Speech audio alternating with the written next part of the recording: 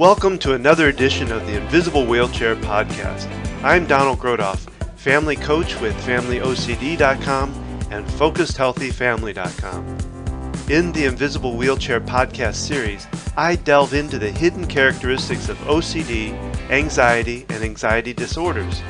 The things that most people don't see, that are behind closed doors and shut within the mind about anxiety. My goal with these podcasts is to bring about awareness of obsessive-compulsive disorder, or OCD. Understand that I am not a doctor, therapist, or counselor, and the content, information, resources, and ideas that are talked about and brought up here in these podcasts are things that I have used, discovered, or have been recommended to me, and I always recommend to seek additional professional help in finding solutions for yourself. Thank you for listening and enjoy the podcast.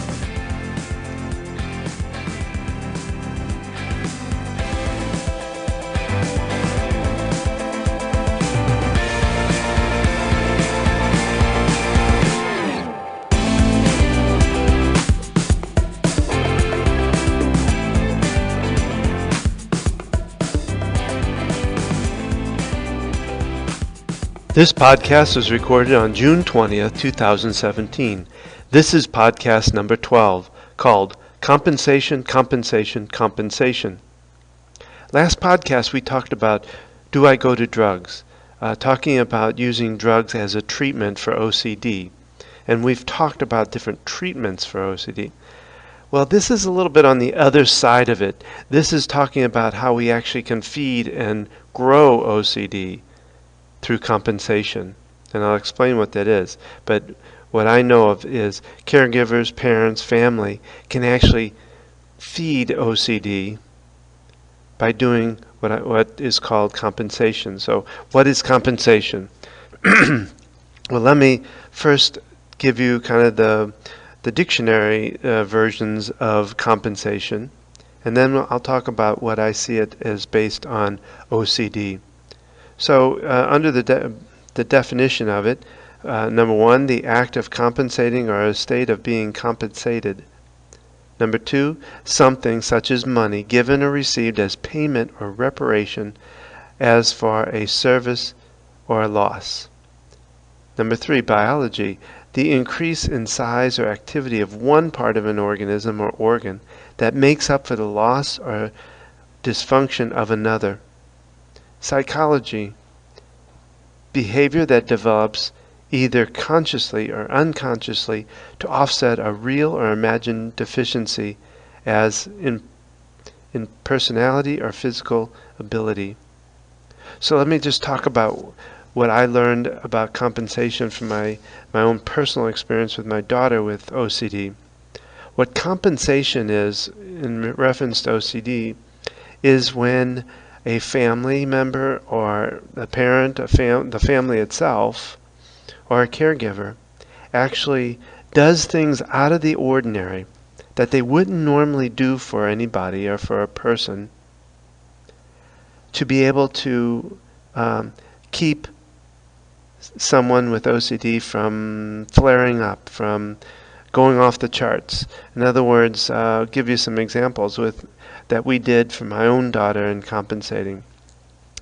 Because my daughter at one point was not able to touch anything, she in fact was stuck on our couch for 8 months, not being able to touch anything or anybody, and nobody being able to touch her. So we would have to bring her dinner out to her, which we had promised not to touch the food, and we had to bring her plastic forks that she could reach in, grab a fork, eat from it, and throw it away. That was compensating because that was out of the ordinary. All my other kids, my family, we all ate at the table. We used regular silverware without a problem. So we were doing something out of the ordinary, out of the what's expected, to keep her from going into a total breakdown. That's compensation. You know, we were opening doors for her because she couldn't touch the handle. We bought her a Kindle so that she could read books again because she couldn't touch books.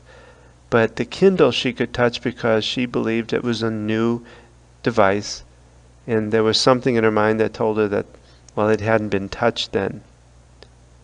So what happens is, and what compensating does, it feeds OCD by really telling the OCD mind that, what OCD is telling you is correct. In other words, like the example with the plastic forks, what we were telling OCD was, you're correct. My daughter's hands were dirty, and she needed to do that.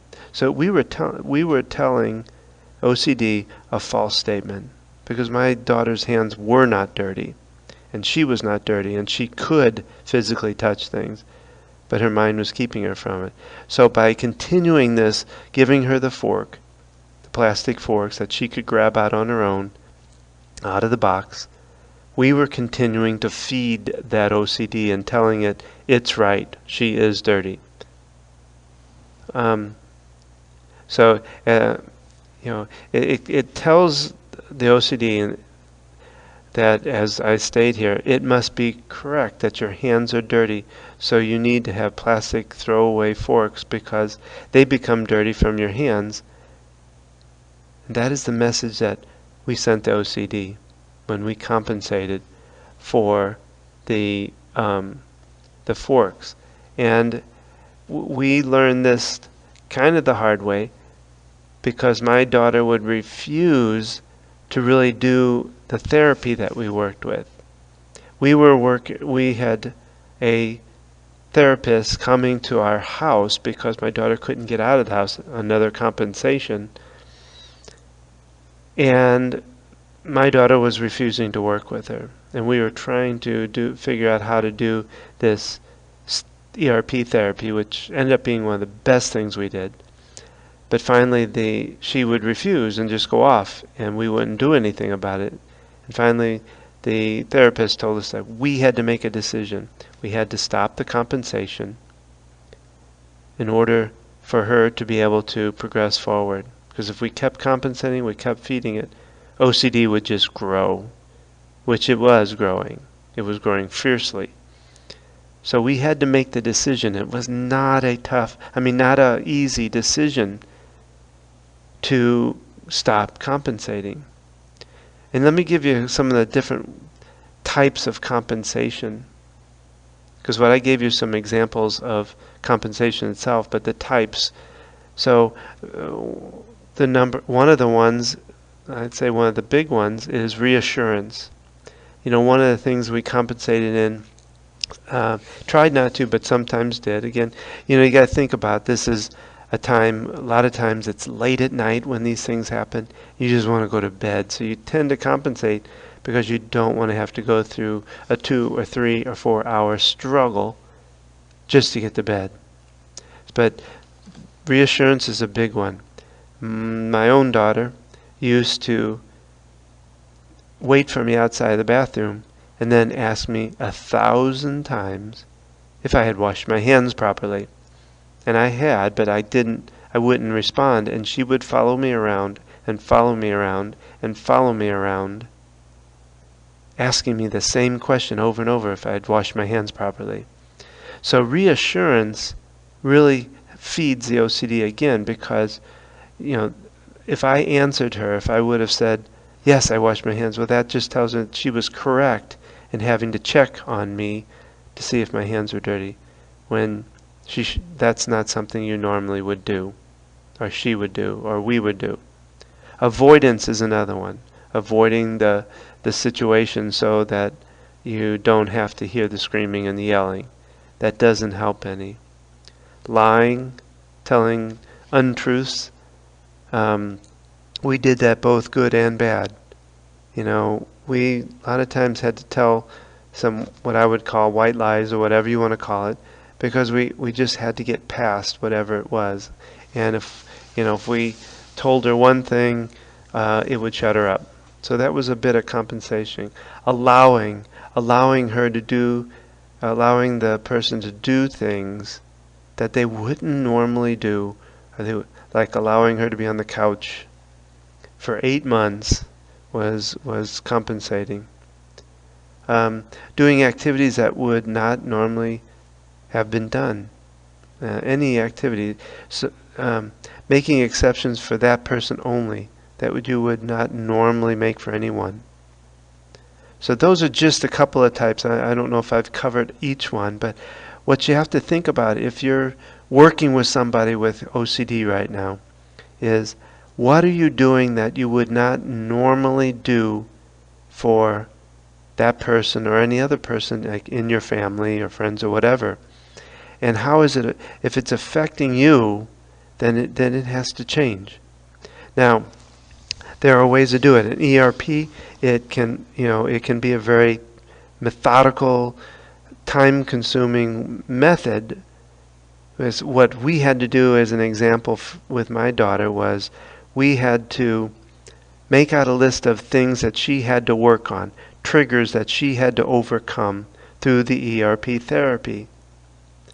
And we then also made up a list of how we were compensating her. And there was a list that was very long.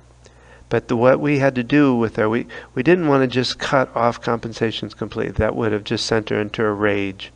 So what we had to do was tell her that we would continue to compensate, but she would have to be doing the homework or the therapy, the process of ERP.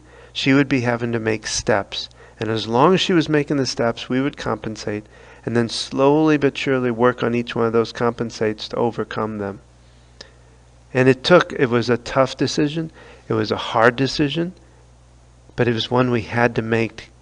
And at that point, when we made that decision, that's when things changed. So compensation really feeds OCD. You really have to think about, what are you doing right now with the person who has OCD that you would not normally do? And is that thing disrupting your life as well as the person's life that has OCD? So you really have to think through this and think about, how many ways are you feeding OCD? And find a way. And I definitely recommend ERP. And again, I work with people and helping them, coach them through the ERP therapy.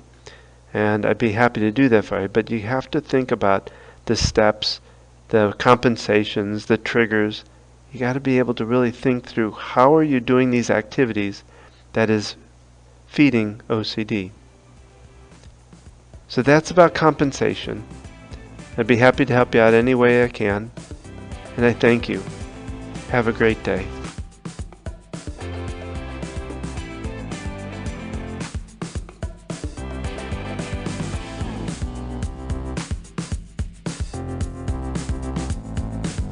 This concludes this podcast. Please remember to leave comments for me, because that really helps me to understand what you're looking for and helps give me fodder for the next possible podcast. Also, I'd love to hear your invisible wheelchair story if you're willing to share it. If you are, feel free to go to invisiblewheelchair.com and click on Tell Your Story. Now, if you've heard these things and you feel like you need further assistance or some help in what you're going through, and you want to spend some time with me working through those issues, then feel free to book a session at focusedhealthyfamily.com or familyocd.com, or simply call me at 704-562-1630. Finally, don't forget there is a tap-in recording following this podcast you may want to take advantage of. I hope you've enjoyed this podcast and will join me for the next one. Remember, keep tapping, talking, and transcending your life into new heights. Thank you, and have a great day.